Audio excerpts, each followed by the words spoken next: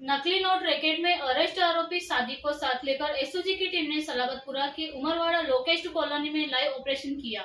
15 से ज्यादा स्टाफ ने आरोपी के घर के हर एक कोने की बारीकी से तलाशी ली, जिसमें ड्रेसिंग टेबल के अंदर दुपट्टे में बंधे हुए 200 रुपए के 2,90,000 की नकली नोट मिले। पुलिस ने बताया कि पूर्व में पकड़े गए तीनों आरोपी जमीन की दलाली से जुड़े हुए थे। वही चौथा आरोपी सादिक ब्याज पर पैसे देने का काम करता था, साथ ही गाड़ी की दलाली भी करता था। सादिक ने ज्यादा पैसे कमाने के लालच में नकली नोट का धंधा करने का तय किया था।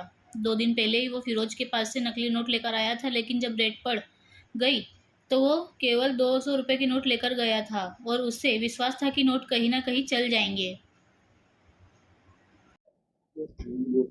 गत तारीख 21/5/2024 रोज लिंबायत पोलीस स्टेशन हद विસ્તારમાં એસઓજીએ 9,36,100ની 500 અને 200ના દરની નોટો કબજે કરેલ અને 3 આરોપીઓ પકડેલ। ત્યારે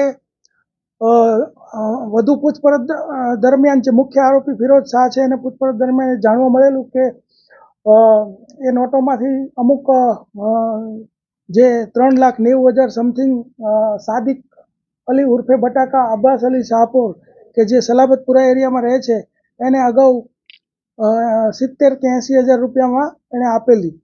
તો અમને માહિતી હતી અને આરોપીને સર્ચ કરતા તે કર્ણાટક જે તે સમયે નાસી ગયેલો। ત્યારબાદ અમારા સીપી સાહેબે અનુપમસિંહ ગેહલોત સાહેબે સૂચના અને માર્ગદર્શન આપેલું કે ભાઈ આમાં તમામ જે આરોપીઓ અને તમામ જેટલી નોટો છપાઈ હોય એ તમામ આપણને મળી જવી જોઈએ।